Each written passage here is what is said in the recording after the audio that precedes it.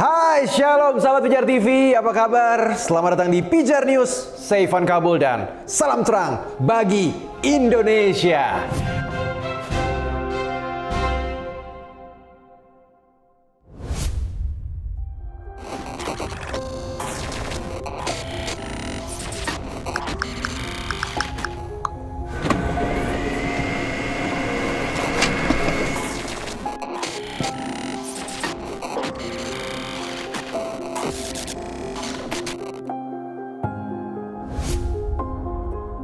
Sahabat Pijar di seluruh penjuru Indonesia, para pemirsa setia program Pijar News, para mitra pelayanan, donatur, serta pemimpin gereja yang senantiasa menopang perjalanan kami.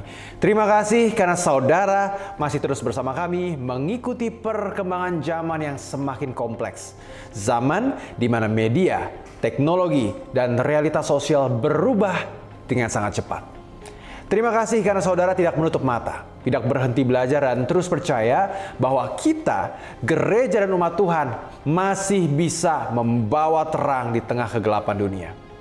Setiap tayangan Pijar News adalah bentuk syukur dan kepedulian kita bersama, sebuah langkah kecil namun berarti untuk menjawab pertanyaan besar, bagaimana iman bekerja di tengah dunia digital.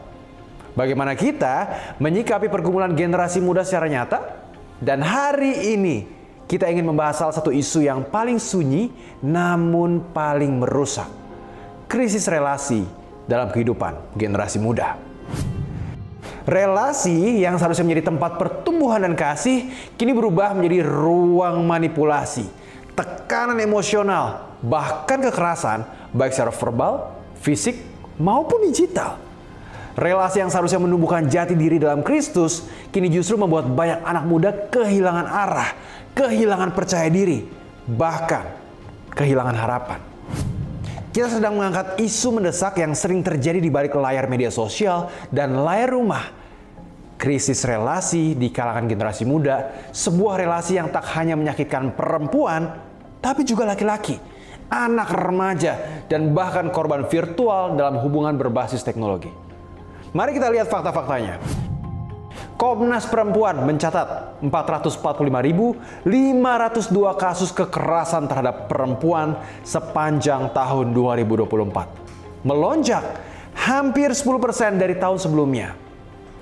Data Simfoni PPA, Kementerian Pemberdayaan Perempuan dan Anak periode Januari hingga Juni 2024 menyatakan bahwa lebih dari 12.600 korban termasuk lebih dari 2.000 laki-laki. UNICEF pada tahun 2024 menyatakan 1 dari 5 remaja perempuan usia 15 hingga 19 tahun mengalami kekerasan dari pasangan dalam setahun terakhir. Ekspresi kekerasan tak hanya menyasar perempuan. Laporan Jakarta Post menemukan banyak laki-laki dewasa yang mengalami penganiayaan emosional dan fisik oleh pasangannya. Di kalangan anak-anak berusia 13-17 tahun, 46% korban kekerasan seksual adalah laki-laki dan sisanya perempuan. Di era digital ini, relasi terbentuk dari likes, DM, atau swipe. Namun teknologi juga memunculkan sebuah ancaman. Aplikasi kencan sering mengandung love bombing, ghosting, dan situationship. Romance scams global meraup hampir 600 juta US dollar per tahun memanfaatkan generatif AI untuk membangun profil palsu dan skrip yang manipulatif. AI kini masuk ke dalam aplikasi, bot menulis profil, memflirt, bahkan menjadi pendamping emosional sejati. Studi menunjukkan penggunaan AI companion berhasil meredakan kesepian, namun juga menimbulkan dependensi yang kuat. Kesimpulannya, teknologi jika tidak diawasi bisa memperparah luka emosional dan mengaburkan batas antara hubungan nyata dan buatan. Saudara, menghadapi krisis relasi di tengah generasi digital bukanlah tugas satu pihak aja. Ini adalah tanggung jawab kita bersama. Gereja, keluarga, komunitas, dan juga media Kristen seperti Pijar TV. Gereja memiliki peran yang sangat penting. Kita bisa memulai dari hal yang sederhana namun strategis, yaitu menyediakan ruang edukasi dan konseling relasi digital. Selain itu, gereja harus benar-benar menjadi tempat yang aman bagi semua korban. Bukan hanya untuk perempuan, tetapi juga bagi laki-laki, anak remaja, dan siapapun yang pernah mengalami kekerasan emosional, verbal, bahkan spiritual. Suara mereka perlu didengar. Luka mereka harus dipulihkan. Mentoring juga perlu dihidupkan kembali, khususnya mentoring rohani yang relevan untuk generasi digital. Bayangkan, jika di setiap gereja ada pemuda membimbing pemuda, wanita membimbing wanita, dalam konteks relasi, iman, dan kehidupan, bukan hanya menghindari dosa, tapi juga membangun karakter dan kasih yang sejati. Dan saudara, melalui layar ini, melalui Pijar TV kami percaya, Tuhan masih memakai media sebagai alat pemulihan. Bukan sekedar tayangan, tetapi kesempatan untuk menjangkau hati yang paling sunyi. Untuk berbicara kepada mereka yang tidak tahu harus berbagi kepada siapa, untuk menyapa mereka yang merasa sendiri, dalam relasi yang tak sehat, dalam luka yang tak kelihatan. Inilah mengapa kami mengajak saudara untuk bukan sekedar menonton, tapi terlibat. Karena ketika satu tayangan menyentuh satu jiwa yang hampir menyerah, ketika satu episode membuka mata seseorang untuk keluar dari hubungan yang merusak, ketika satu cerita menguatkan seorang remaja untuk berkata, "Aku layak dihargai." Itu adalah pekerjaan Tuhan yang sedang terjadi.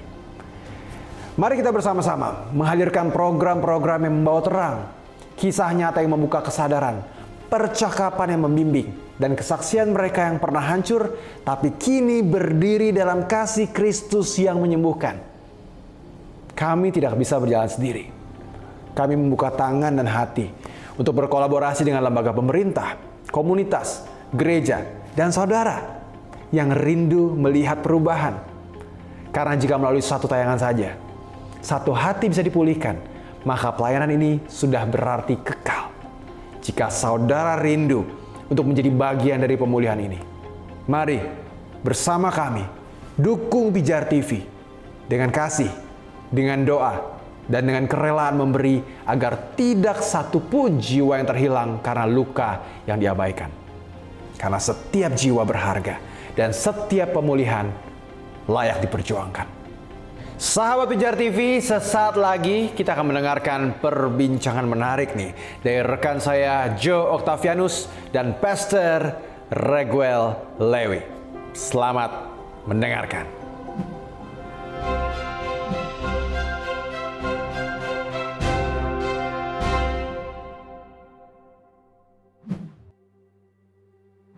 Terima kasih Ivan Kabul, dan bersama saya saat ini sudah ada Pastor Raguel Lewi dari New Wine International Church. Hey, Pastor Joe, good to see you dari. Good to see you again, Pastor. Pastor, Pastor Raguel kan banyak sekali ngomong atau bicara tentang relasi, relationship. Ya, saya peduli lah. Seperti itu. Saya cukup peduli. Kenapa? Karena gini, banyak orang pengen membangun negara tapi lupa bangun keluarga mereka. Kenapa? Karena gini, bukan strong family, bukan strong nation yang bikin strong family. Tapi strong family bikin strong church, bikin strong nation. Jadi ini saya bilang sumbangsi saya untuk bangsa dan negara ini dengan cara peduli dengan relationship kayak gini. That's good. That's good. Tapi jadi ada visinya, bukan cuma sekedar kayak cinta-cintaan.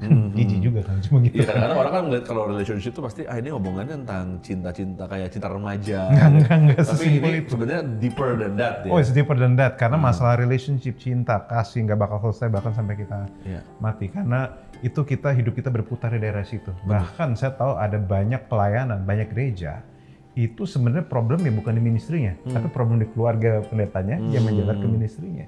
Jadi kalau misalnya tidak ada masalah di keluarganya, pelayanannya akan baik-baik saja. Jadi makanya, saya akan selalu ngomong bahwa all the pastors should care about their family, their relationship, their personal relationship. Walaupun mungkin kamu nggak dipuja ya, seperti kamu jadi pendeta atau apa. Di rumah kan kamu jadi siapa dirimu. Tapi di situ tempatmu untuk tetap rendah hati, tempatmu untuk tetap bisa menabur pada jemaatmu yang mula-mula gitu mas. Tapi itu sih.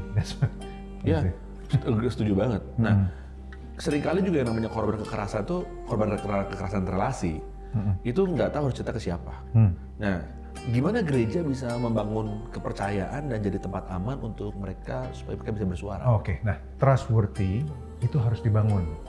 Jadi kita harus kita tidak bisa asumsikan bahwa orang harus percaya gereja. No, gereja juga harus membangun kepercayaan itu. Jadi kita lihat ini dua sisi. Sang orang harus belajar terbuka, tapi gereja juga harus belajar percaya. Karena saya tahu banyak orang sebenarnya pengen cerita ke gereja. Kenapa? Karena mereka cerita ke gereja kan asumsi mereka cerita sama orang dekat sama Tuhan. Tapi kita tahu sendiri betapa gereja itu kadang mengecewakan. Enggak sih kadang, sering sekali mengecewakan. Even me as a pastor, saya melayani di gereja di Jakarta. Saya kalau suka keliling-keliling sama gereja juga suka kesel sendiri. Bukannya benci, kesel karena peduli maksudnya. Jadi kamu tuh suka ngejudge orang, tetapi kamu sendiri nggak introspeksi diri gitu maksudnya. Nah, jadi minimal kalau mau dipercaya, kita harus bangun kepercayaan itu. Nomor satu, dari mimbar dulu deh. Isu-isu tertentu kamu tuh menghakimi apa enggak, ngejek apa enggak, merendahkan atau enggak, orang tuh lihat. Itu satu dari mimbar. Kedua, mereka lihat dari kehidupan sehari-harimu, kamu merendahkan orang kayak gitu enggak? Atau kamu cuma perform doang di mimbar? Kamu cuma perform di mimbar, tapi di bawahnya kamu menjelekkan, misalnya. Karena saya perhatiin baik-baik, Pastor Jo. Orang itu misalnya isu perceraian, mereka nggak mau tahu tuh. Mereka langsung ngerendahin aja, dan especially yang jadi korban adalah perempuan. Padahal kita tahu perempuan itu juga banyak yang jadi korban perceraian. Jadi bayangkan dia udah jadi korban di rumah tangganya, dia jadi korban stigma. Kan menurut saya itu kurang ajar menurut saya. Itu tuh orang menghakimi itu kurang ajar, orang-orang tidak mengerti kasih karunia itu seperti apa. Padahal mereka lupa dosa mereka juga banyak, dan hanya karena nggak ketahuan bukan berarti mereka nggak berdosa. Wow. Itu kurang ajar bagi saya. Itu orang tuh harus ditampol kasih karunia lebih banyak gitu maksudnya menurut saya sih. Karena gini, orang yang ngerti kasih karunia, gini, itu akan mikir-mikir sebelum menghakimi. Gini, kita di firman Tuhan, Yesus tuh kasih kita rights untuk menghakimi. Kan dia bilang gini, jangan menghakimi dengan apa yang nampak, tapi hakimi dengan adil kan. Jadi memang ada penilaian itu akan selalu ada. Kita tuh menilai orang, cuma orang yang tahu kasih karunia, tahu diselamatkan dari apa, dia akan pikir-pikir sebelum menilai dengan buruk. Nah, jadi minimal dari isu itu dulu deh. Soalnya orang tuh suka, orang tuh suka nanya loh maksudnya. Mereka suka nguji. Saya sendiri sering diuji. Suka diuji sama beberapa jemaat. Mereka nanya beberapa isu.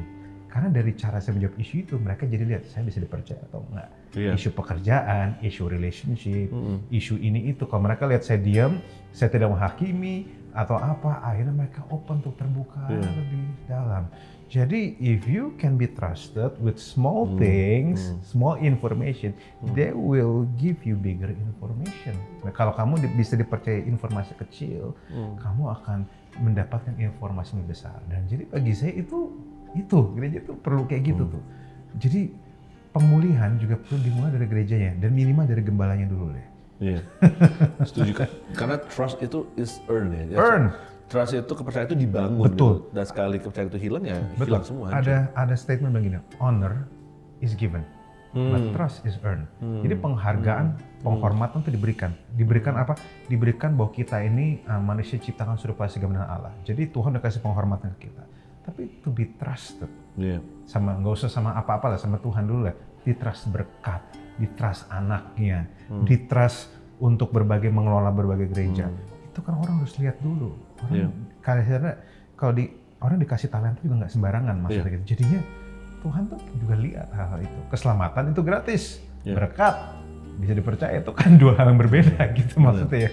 Bener, karena orang tuh nggak pengen tahu seberapa banyak ayat yang kita hafal, tapi orang pengen lihat seberapa besar kasih yang kita bisa share kepada mereka. Pada akhirnya baliknya ke situ, gini, orang itu lebih ingat apa yang membuat mereka rasa dibanding dicernakan. Sebagai pengkhotbah kita tahu persis lah gitu. Kita bisa khotbah apa aja, tapi orang akan lupa. Walaupun sekeren apapun kita, sesimpel apapun kita, mungkin memang konten kita bagus, cuma how we make people feel that matters the most.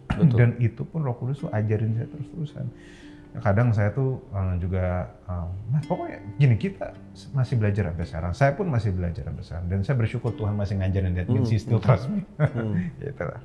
Nah, tadi kan Pastor Al tadi sempat mention bahwa di dalam tugas as a pastoral gitu kan, seringkali kita dikasih kepercayaan untuk bisa melayani banyak orang. Nah, di dalam konteks pastoral, apa sih sebetulnya langkah awal yang sederhana tapi efektif yang bisa dilakukan oleh gereja lokal untuk mendampingi anak muda yang sedang bergumul dengan relasi? Simpel aja, belajar dengar, jangan bacot dulu.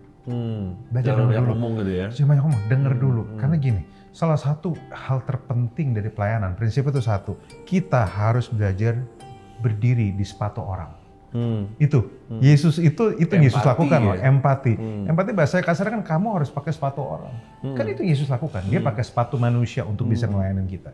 Jadi kalau kamu sebagai pelayan tidak punya empati, kamu nggak pengen duduk di sepatu orang, saya rasa this job is not for you. Jujur aja sih. Kamu harus peduli sama orang dan listen dulu. Dan jangan cuma sekedar dengar, tapi dengar apa yang tidak terucapkan juga. Kadang Roh Kudus itu bisa kasih kita impresi loh. Misalnya bahwa kita lagi dengar orang, tapi lihat dari gerak-gerik ya, ada sesuatu yang dia nggak bisa ucapkan. Gini, ada banyak hal yang terjadi di hidup seseorang yang mereka tuh nggak bisa ucapkan. Bukan karena mereka nggak mengucapkan. Satu, terlalu pahit, terlalu susah diceritakan, dan juga mereka kekurangan kosakata untuk mengalami atau menjelaskan, mengartikulasikan apa yang mereka alami. Jadi bagi saya itu tuh yang orang tuh harus ngerti gitu maksudnya. Jadi sekarang gini, kamu soal hakimi menghakimi aja, you sebagai banyak hamba Tuhan selalu pengen ngomongnya, pengen didengar, tapi kamu nggak mau dengar. You always want to have the last word. Gimana orang mau percaya sama kamu? Gini, the biggest ministry, senjata terbesar saya itu bukan berkhotbah, tapi dengar. Iya benar, setuju. Dengar. Kekuatan saya itu dimana dengar. Saya lagi kadang kan most of the time tentang mendengar Tuhan, impresi Tuhan mau kemana ya. Tapi juga dengar sekeliling kita. Mendengar, active listening. Jadi mendengar itu tidak pasif, mendengar itu aktif. Kadang saya diam, saya sambil coret-coret, nyatet, terus tiba-tiba dapat ide, kok perspektif ini kayak bisa bantu orang dan sebagainya. Ya kayak gitu-gitu tuh. Dengar dulu, baru habis itu ngomong. Jadi belajar ngerti dulu. Nah, jadi dari situ dulu deh, nggak usah muter-muter dulu, dari situ dulu. Baru setelah kamu nangkep, kamu mulai cari belajar firman Tuhan. Lihat apa ayat yang bisa ngebantu dia, renungin. Gini, ini yang saya percaya, firman Tuhan itu bukan cuma sebuah buku yang kamu baca, kamu lakukan. No. You struggle with it first. Firman Tuhan harus digumulin dulu. Saya bahkan, bukan saya ngomong, ini saya setuju, Stephen Tong, Pak Reverend Dr. Stephen Tong juga ngomong hal itu bahwa kamu baca Alkitab jangan cuma sekedar asal lewat. Baca, gumuli, struggle, berantem dulu di dalamnya, baru kamu damai, kamu dapat kesimpulan, baru kamu bisa khotbahin.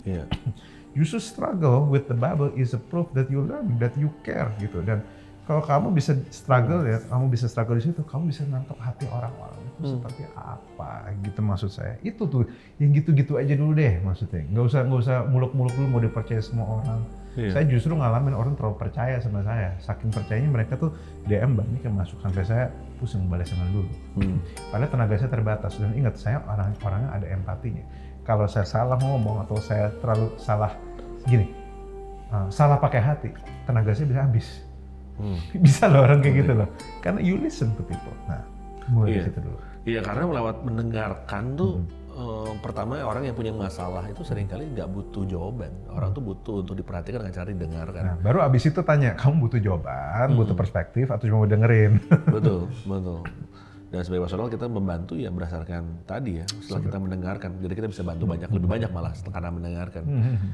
Nah, saat ini juga kalau misalnya Pastor El lihat ada banyak anak muda juga yang mereka terjebak terlalu jauh karena nggak tahu sejak awal bahwa ada sebuah relasi yang sebenarnya berbahaya buat mereka gitu kan. Dari pengalaman pribadi Pastor El, apa saja sih red flags atau tanda bahaya yang dulu mungkin mereka abaikan gitu loh? You just said it barusan. Mereka nggak tahu. Ketidaktahuan tuh sebenarnya red flags. Karena Alkitab ngomong soal kebodohan kan. Kebodohan di Alkitab itu bukan bicara soal tolol, kurang pintar sekolah, tapi kurang punya hati untuk belajar, kurang pengalaman. Jadi memang itu suatu red flag yang problem itu yang karena gini loh. Nah, kenapa saya harus bahas pakai red flag ini? Saya gini, ini cara saya menganalogikan ya. Ini teori saya. I try to help people. Gini, setiap manusia itu seperti lampu lalu lintas. Mereka punya 3 warna yang kita perlu waspadai. Baru tuh mau tanya itu. Tiga warna yang kita perlu waspadai. The first one kayak green flag. Kalau misalnya green light gitu, misalnya kita nyetir kan ada lampu hijau, itu tandanya jalan. Green flag itu bicara hal-hal yang kita celebrate. Bicara hal-hal yang baik dari orang. Bicara hal-hal yang indah dari orang. Bicara hal-hal yang terbaik yang memang kelebihan mereka, kekuatan mereka, the things that yang good di mereka.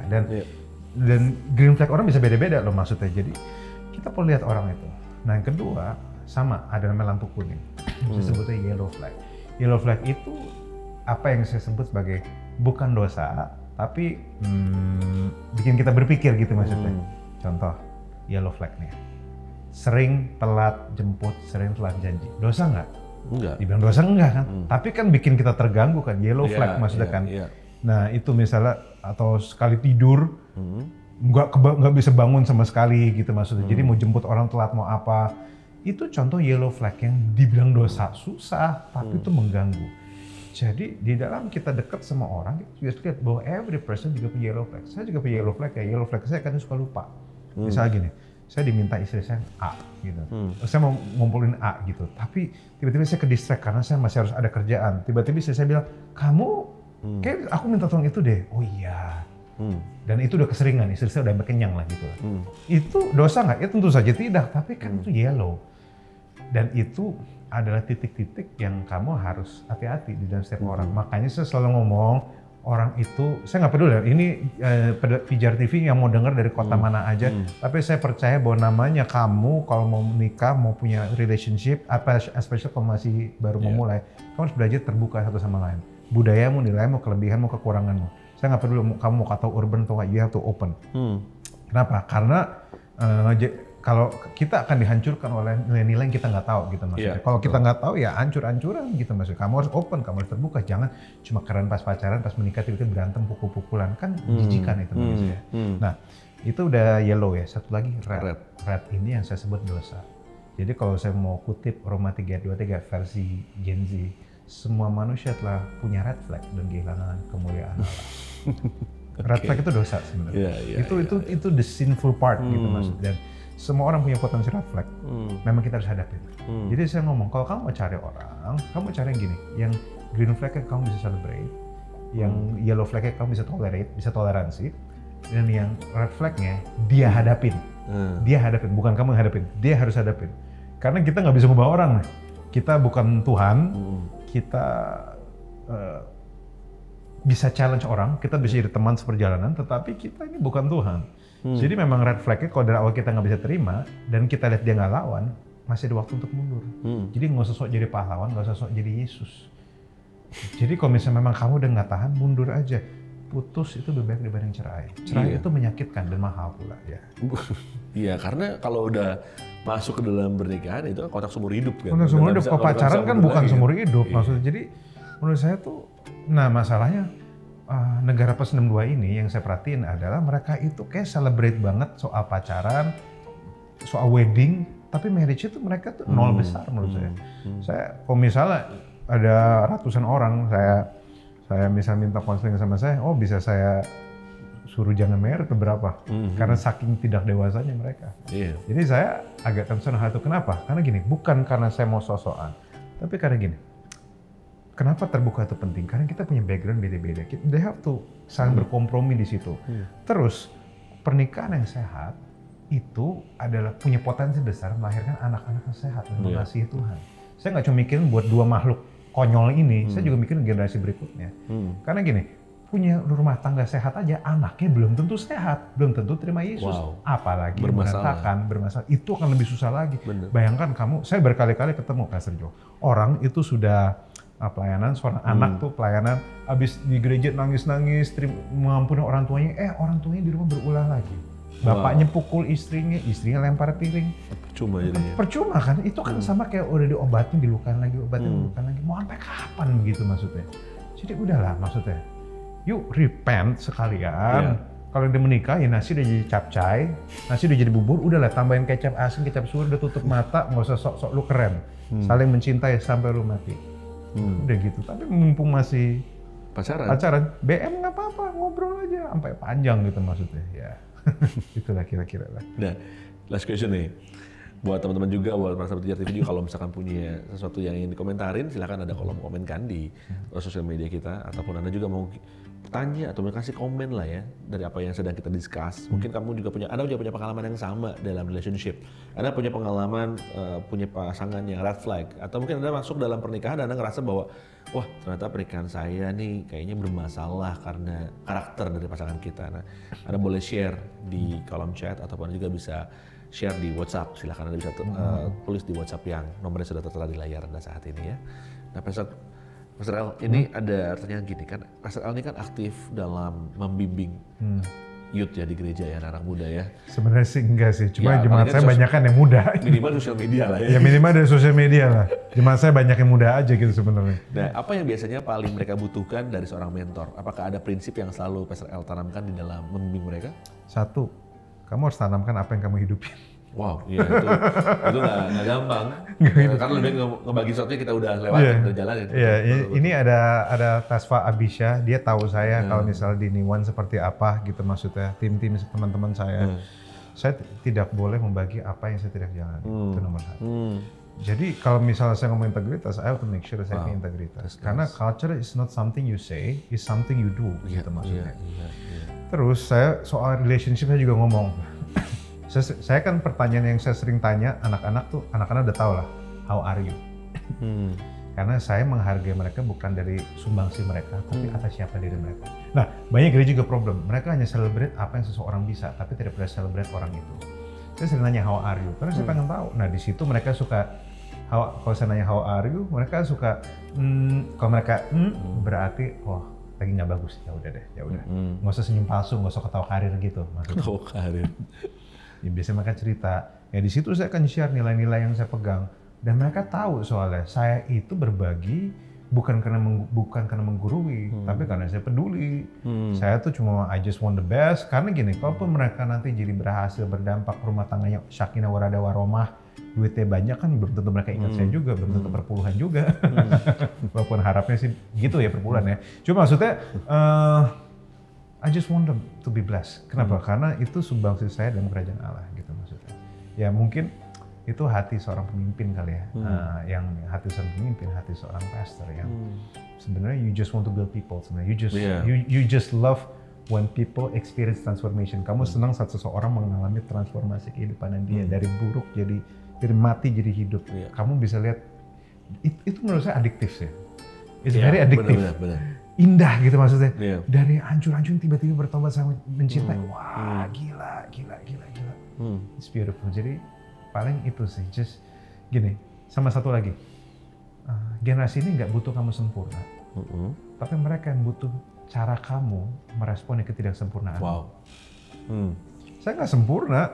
Kalau ditanya, I have many problems gitu maksudnya. Saya di Niwan cuma ada 2 pendeta yang khotbahnya sampai harus dipotong saking keluaran statement berbahaya. 1 saya, 2 Christopher Taveru. Kalian berdua lagi. Iya, dan kita berdua kan. Akhirnya tapi saya ngomong di depan jemaat saya dan di depan especially volunteers, dia bilang, we make mistakes, kita belajar juga kok. Dan mereka itu menghargai gitu-gitu. As long as we keep on learning, selama kita belajar, dan kadang kita tuh nggak selalu harus jadi paling maju. Kadang kita cuma perlu 1 step di depan atau 2 step di depan. Sehingga mereka bisa punya kekuatan untuk ngejar dan sebagainya gitu lah. Wow, thank you Pastor L buat tips tentang relationship-nya, terutama untuk semua para sahabat Pijar TV juga jadi tahu bahwa untuk menjajaki atau punya hubungan, pertama misalkan di dalam gereja sendiri ya, gimana kita bisa punya gereja yang bisa dipercaya, karena kepercayaan itu dibangun dari kita ngobrol seperti itu. Lalu juga yang kedua adalah ketika kita juga pilih pasangan hidup, kita juga mesti lihat juga dan selektif juga, karena ya tadi ya ada flags yang kita mesti lihat di dalam kehidupan mereka. Dan sebagai pendeta juga harus bertobat. Nah itu dia, karena itu jadi teladan ya di mereka. Soalnya gini, bertobat bagi saya ini bukan sekedar nangis-nangis, itu kan Pentakosta banget gitu maksudnya. Bertobat sejatinya metanoia, perubahan budi. Jadi menjadi hamba Tuhan terus bertobat adalah menjadi hamba Tuhan terus-menerus mengalami pembaruan budi. Itu kan, itu tuh PR terbesar kita. Kalau kita nggak ngalamin transformasi, gimana jemaat kita ngalamin transformasi? Ya, that's angle itu aja. Jadi tapi nanti kata terakhir kita ngomong. Nah, betul. Kita udah selesai dengan apa yang kita bicarakan hari ini tentang relationship. So, kalau ada sesuatu yang Pastor L mau coba to wrap up untuk mau kesimpulan, kasih conclusion dari apa yang kita obrolin, please. Oke.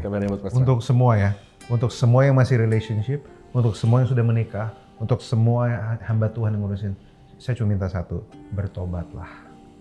Tetap baharui budimu, tetaplah punya lifestyle pertobatan. Suami nggak usah sok-sok patriarki gitu. Istri nggak usah sok-sok, jangan keseringan teriak-teriak di kuping suamimu, puyeng mereka. Kamu harus banyak ngobrol, bertobat, hadari, udah dinikahin, dia ingatlah kamu yang pilih orang itu, jangan nyalain Tuhan di sini. Kamu perlu bertobat dan biarkan Tuhan yang Tuhan yang berkatin kamu dan kalian harus saling bertobat. Jangan tunggu suamimu bertobat, jangan tunggu istrimu bertobat, kamu dulu.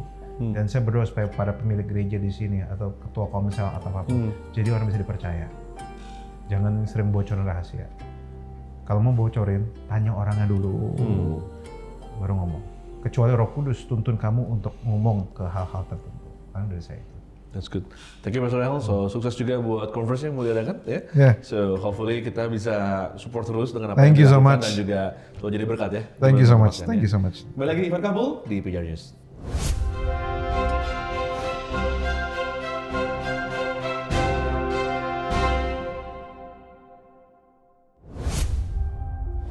Sahabat, kami juga ingin secara khusus mengucapkan terima kasih kepada para donatur dan pemirsa setia PJR TV. Dukungan saudara memungkinkan kami terus menghadirkan tayangan yang membawa terang, memulihkan jiwa, dan menuntun generasi kepada kasih Kristus. Setiap doa dan donasi saudara memberi dampak yang nyata dan kami bersyukur boleh melayani bersama saudara. Berikut ini adalah daftar donatur yang sudah berdonasi.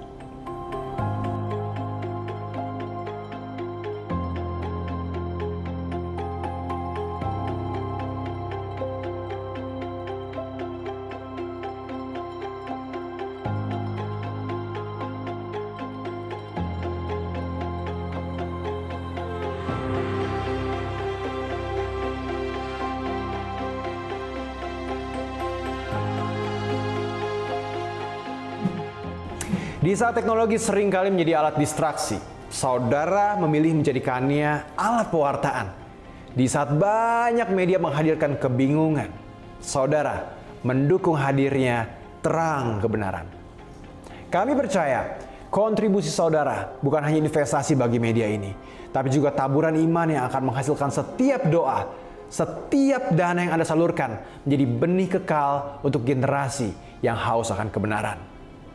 Sahabat PJR, selama bulan Juni 2025 kami melakukan lebih dari 1.110.000 percakapan dengan pemirsa PJR TV. Dan program yang paling banyak menerima respon adalah program khusus Encounter with Christ. Susah buat saya mengenal tentang Bapa yang baik di surga, karena Bapa yang di bumi mengecewakan.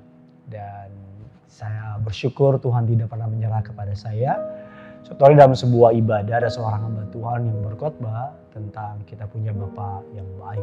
Somehow pada hari itu saya ingat banget, saya duduk di bangku paling belakang. Baba Nur menjawab. Sebetulnya sebelumnya sejak Kaisar Aurelius kemudian membajak kalender Natal itu dijadikan sebagai perayaan Dewa Matahari, karena perayaan Dewa Matahari kalah populer dengan perayaan Natal. Oh, jadi terbalik ya? Terbalik, jadi dokumen-dokumen menunjukkan bahwa tahun 125 itu Paus sudah merayakan misa Natal tanggal 24 Desember. Raihlah hidup. Siapakah saya? Ini salah satu pertanyaan terpenting dalam hidup dan yang terberat untuk dijawab. Saat kamu melihat dirimu di cermin, apa yang kamu lihat? Jesus is the answer. Jadi Yesus dianggap sebagai juru selamat yang kurang diperlukan karena bisa menyelamatkan diri sendiri dengan cara misalnya makan makanan tertentu atau melakukan ibadah atau ritual tertentu. Dan ini mendiskreditkan Yesus. PJR News. Kami juga bersyukur bahwa sebagian besar saudara yang merespon kepada konten-konten kami bukan hanya berasal dari Indonesia, namun juga dari Malaysia, Amerika Serikat, Timor Leste, dan Singapura. Kami pun sungguh diberkati saat saudara meresponi program-program yang kami siarkan dan sangat menanti-nantikan untuk bisa berinteraksi dan berdoa bagi saudara.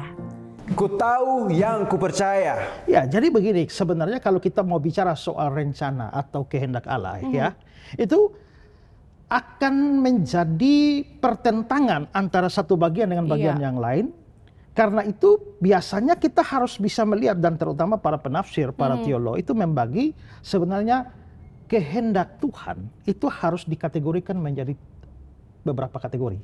Suara pemirsa. Coba ambil contoh ya, cerita tentang Yudas. Menurut kitab ini, Yudas mati gantung diri. Menurut kitab yang sana, Yudas jatuh dan isi perutnya keluar. Yang mana yang benar? Ya dua-dua sama benar. Yang pertama Yudas gantung diri. Itu satu kita lihat, dia gantung diri. Habis gantung diri talinya putus jatuh, isi perutnya keluar. Baru penulis lain lihat, dia jatuh dan isi perutnya keluar. Ya tinggal dia catat yang ini tuh catat gantung diri, ini catat. Ini dicatat di awal, ini catat akhir. Kan dua-dua sama-sama benar. Selasa berbagi. Bahwa perempuan itu orang terhormat. Perempuan itu berharga. Perempuan bukan warga kelas 2. Jadi, kamu perlu menghormati mereka. Kamu perlu membuka pintu untuk menerima mereka. Terlibat dalam proses apa saja. Kamu perlu menghargai pendapat mereka. Kisah kasihnya. Beta sing mungkin lakukan pelayanan ini kalau beta pun hati ini sing rela. Seberapa banyak orang yang beta layani. Seberapa banyak tempat yang beta kunjungi. Beta lakukan semua itu hanya for Tuhan saja, Fer. Oh, ini bukan kerelaan dan pengorbanan namanya, Sam. Jika semua yang Ana lakukan itu masih Ana ego dan ambisi. Coba lihat, ketika semua tidak sesuai ekspektasi Ana marah. Ingat Kristus, Sam. Ingat kisah kasihnya. Ia datang ke dunia dalam kehendak Bapa untuk mengorbankan dirinya. Dan semua kitab suci. Salam jumpa pemirsa terkasih, saya menyambut Anda sekalian dimanapun Anda berada. Dalam episode terbaru, program studi harian kita, Semua Kitab Suci. Dalam studi ini kita telah sampai di kitab 1 Samuel, pasal yang ke-27 dan 28. Jika Anda adalah seorang yang mempunyai berbagai pertanyaan tentang sihir, ramalan, dan kontak dengan roh-roh jahat, serta dengan dunia roh-roh, maka episode ini khususnya buat Anda. Terima kasih untuk saudara yang sudah merespon dari berbagai wilayah di Indonesia. Di bulan Juni lalu, kami mendapatkan respon tertinggi dari area Jawa, Sumatera, Sulawesi, Papua, Bali, NTT, Maluku, Kalimantan, dan sebagian dari mancanegara. Kami juga bersyukur bahwa sebagian besar saudara yang merespon kepada konten-konten kami bukan hanya berasal dari Indonesia, namun juga dari Jepang, Malaysia, Amerika Serikat, Timor Leste, dan Singapura. Kami pun sungguh diberkati saat saudara merespon program-program yang kami siarkan dan sangat menanti-nantikan untuk bisa berinteraksi dan berdoa bagi saudara. Saudara, Pijar News ini ada sebagai update informasi dari kami semua mengenai perkembangan Pijar TV dan bahwa kemitraan saudara sudah menjadi berkat yang begitu besar bagi kami. Dukungan doa dan dana saudara yang mendorong dan mampukan kami menyiarkan kabar baik Kristus hingga ke pelosok daerah Indonesia dan memperlengkapi banyak orang dengan pemahaman yang benar tentang Tuhan. Saudara bisa saksikan Pijar TV melalui layanan Pay TV Transvision dengan berlangganan paket-paket apapun dari siaran Transvision. Dan bagi saudara yang sudah memiliki set-top box Transvision, saudara bisa mengakses channel 778 dan langsung menyaksikan siaran Pijar TV selama 24 jam.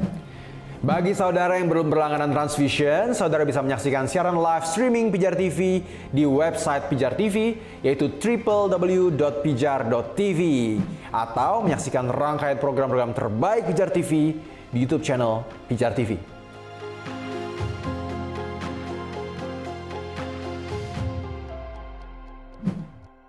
Kami juga aktif dalam social media platform. Saudara bisa follow Facebook, Instagram, dan TikTok Pijar TV sekarang dan mendapatkan banyak informasi, konten-konten menarik yang disiarkan di Pijar TV.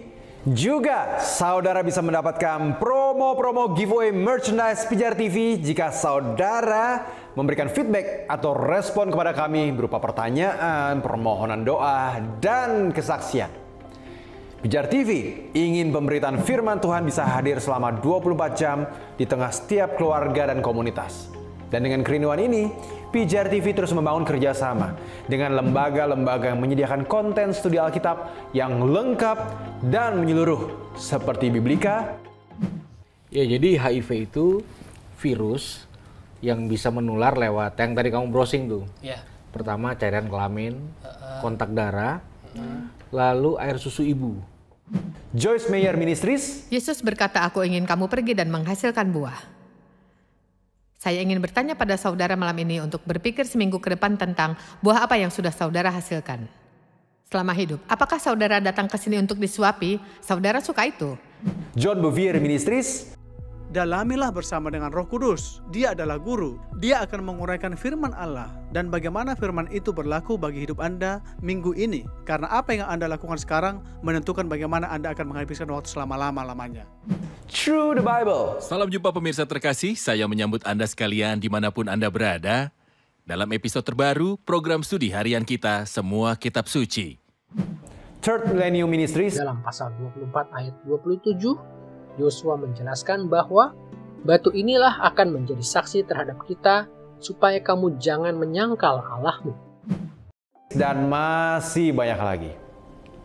Salah satu program utama hasil kolaborasi kami dengan berbagai lembaga adalah Semua Kitab Suci, sebuah seri pengajaran Alkitab yang lengkap dari Kejadian hingga Wahyu sebanyak 1423 episode dan ditayangkan setiap hari di Pijar TV sesuai jadwal yang tertera di layar. Jika Anda adalah seorang yang mempunyai berbagai pertanyaan tentang sihir, ramalan, dan kontak dengan roh-roh jahat, serta dengan dunia roh-roh, maka episode ini khususnya buat Anda, di mana Anda akan mendengar opini Alkitab mengenai komunikasi dengan roh-roh dunia, sihir, dan ramalan. Kami mengundang saudara untuk menyaksikannya secara rutin, agar dapat memahami Alkitab sesuai dengan konteksnya. Dan berinteraksi langsung melalui kontak center WhatsApp kami selama tayangan berlangsung. Bagi saudara yang ingin belajar lebih dalam, program ini juga terhubung dengan pemuridan online gratis bersama Bible Everyday melalui Zoom, di mana setiap kitab dibahas secara menyeluruh berdasarkan konten dari semua kitab suci. Tidak hanya itu, kini pemuridan ini juga diadakan onsite sebulan sekali dan disiarkan secara hybrid melalui Zoom, sehingga saudara bisa bergabung dari manapun. Jadwal lengkap pertemuan tertera di brosur di layar. Hybrid!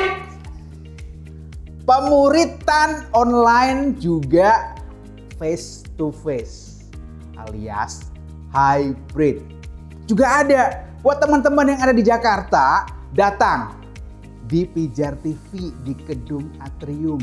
Buat teman-teman yang di luar Jakarta bisa online via Zoom. Dua-duanya daftar di sini ya. Pemuridan online bersama Pijar TV, Semua Kitab Suci dan Bible Everyday. Sebulan 2 kali hari Kamis jam 19.00. Ingat, daftar sekarang, jangan ketinggalan hybrid online dan onsite. Semua ada.